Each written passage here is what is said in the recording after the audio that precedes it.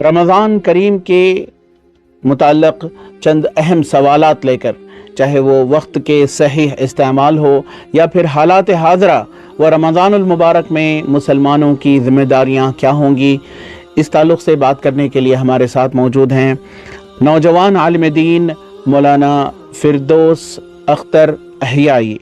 مولانا، کہا یہ جاتا ہے کہ رب کی مرضی کے بغیر کوئی پتا بھی نہیں ہلتا، لیکن ہمارا جو ملک ہے جمہوری ملک ہے اور ساری دنیا بھر میں سب سے بڑے جمہوری ممالک میں سے جانا جاتا ہے، لیکن ہم دیکھتے ہیں کہ قومی سطح پر ہو یا مختلف ریاستوں میں ہو، حالات اس قدر خراب ہیں، کہیں پالیسیاں بنائی جاتی ہیں تو جو اقلیتی طبقات ہیں، چاہے مسلمان ہو یا دیگر طبقات ہوں، ان پر ظلم و ستم کی واردات ہمیں دیکھنے کو ملتی ہیں، پالیسیاں اس طرح بنائی جاتی ہیں۔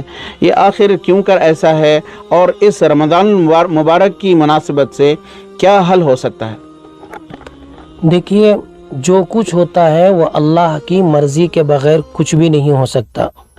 ہماری عقلیں چھوٹی ہیں، ہم کو یہ نظر آ رہا ہے کہ بھئی ایک ظلم ہو رہا ہے، یہ نہیں ہونا چاہیے، حالانکہ اللہ جانتے ہیں اس وقت کہ ان لوگوں کے لیے کیا ضرورت ہے۔ یہ حالات جو بگڑتے ہیں یہ انسان کی ہاتھوں کی کمائی کا نتیجہ ہوتا ہے۔ اللہ پاک کلام مجید میں کہتے ہیں کہ ما اصاب من مصیبت الا باذن اللہ۔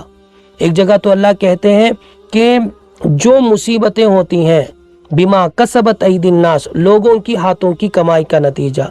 لوگ جب اللہ کو بھول کر زندگی گزارتے ہیں، اعمال حسنہ کے خلاف زندگی گزاریں گے، اللہ ناراض ہو جاتے ہیں، کیونکہ جب اللہ ناراض ہوں گے تو پھر ظالم بادشاہوں کو مسلط کریں گے۔ اب وہ ظالم حکمران اس طرح کی چیزیں لائیں گے، لیکن وہی ہوگا جو اللہ چاہیں گے۔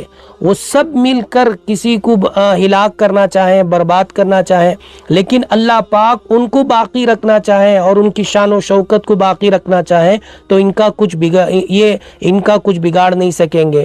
اسی طرح اگر پوری قوم مل کر کسی کو برباد کرنا چاہتی ہے، اللہ اسے عزت دینا چاہ رہے ہیں، تو پورے انسان مل کر اس کا کچھ بگاڑ نہیں سکیں گے۔ ٹھیک اسی طرح اب موجودہ اس وقت جو ظالم قسم کے بادشاہ یا دوسرے حکمران جو کھڑے ہو چکے ہیں، یہ ہمارے اعمال بد کا نتیجہ۔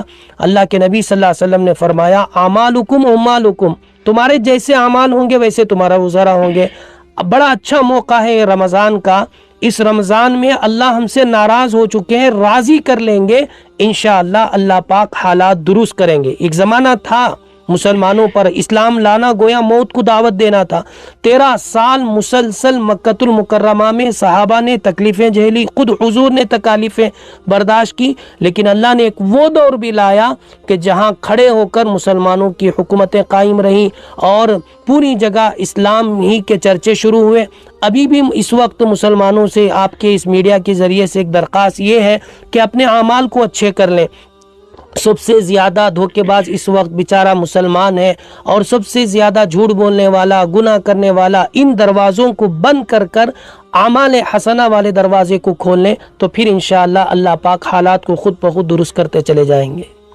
مولانا، ایک اہم سوال، ریاست کرناٹکا میں بس رمضان المبارک کے فوری بعد انتخابات ہونے والے ہیں، اور اس کے پیش نظر دیکھا یہ جا رہا ہے، کئی رپورٹس سے یہ بات واضح ہو کر سامنے آتی ہے کہ کہیں نہ کہیں مسلمانوں کو ظلم کا نشانہ بنایا جا رہا ہے، اور نہ صرف مسلمان بلکہ جو دیگر پسماندہ طبقات ہیں ان پر بھی ظلم کیا جا رہا ہے، یا پالیسیز کے ذریعے حکومتوں کی، یا پھر نفرت انگیز بیانات دے کر، اور کہا یہ جا رہا ہے کہ یہ آنے والے انتخابات کے پیش نظر یہ اس طرح کے حالات بنائے جا رہے ہیں۔ تو ایسے میں رمضان کے مناسبت سے مسلمان چاہے نوجوان ہوں یا بزرگ ہوں کیا کریں کہ ان حالات کو بہتر کیا جا سکے اور پرامن طریقے سے ہم الیکشن تک پہنچیں؟ دیکھیے، اللہ پاک مسلمانوں کو شعور دے کر ہے، اس شعور کو استعمال کریں۔ وہ دشمنی پھیلا رہے ہیں، ہم دوستی پھیلائیں، ہم محبتیں پھیلائیں۔ محبتیں کیسے پھیلیں گی؟ محبتیں جیسے رمضان میں سبق سکھایا گیا کہ ہر ایک کے ساتھ خیر خواہی کا معاملہ کرنا، ہر ایک کے ساتھ ہمدردی کا معاملہ کرنا۔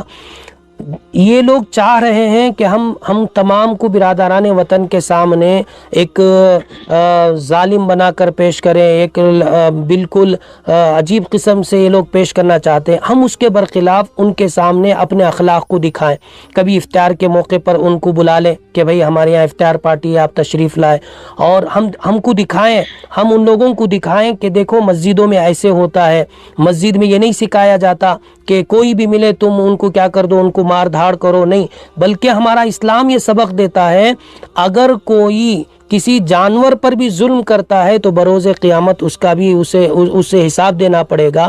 اس لیے یہ رمضان کا بڑا اچھا موقع ہے کہ ہم سب مل کر، پورے مسلمان مل کر، ہمارے برادران وطن جتنے ہیں ان سب کو دیکھیے، جتنے زکوٰۃ ہے، صدقات ہیں اور فطرہ ہے، یہ سب غریب مسلمانوں میں تقسیم کریں۔ بقیہ جو نوافل چیزیں ہیں، نوافل صدقات ہیں، اب دینا چاہتے ہیں، یہ ہم جو ہمارے پڑوس میں بیچارہ غریب برادران وطن میں سے غیر مسلم ہے، اسے جا کر ہم اس کے ساتھ ہمدردی کا معاملہ، ان کے دل جیتیں۔ اس وقت دل جیتنے کا وقت ہے۔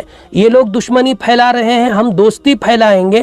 اللہ کی ذات سے امید ہے ان کی کوششیں ناکام ہوں گی اور اللہ پاک مسلمانوں کی ان کوششوں میں کامیابی رکھے گا، کیونکہ ہمارا یہ ملک محبتوں والا ہے، یہ جمہوری ملک ہے۔ یہاں غیر مسلم اور مسلمان اور اسی طرح سکھ اور عیسائی سب مل جل کر رہنے والا یہ ہمارا ملک ہے۔ یہ الگ بات ہے کہ ہماری بدقسمتی سے یہ اس ملک میں نفرتیں پھیلتی جا رہی ہیں، اس میں ہماری بھی یہ غلطی ہے کہ ہم نے بھی کیا کر دیا، ہمارے برادران وطن کو چھوڑ دیا۔ ہم ان سب کو ساتھ لے کر جو مظلوم طبقہ ہے اس کی مدد کے لیے آگے بڑھیں اور ظالموں کا منہ توڑ جواب دیں۔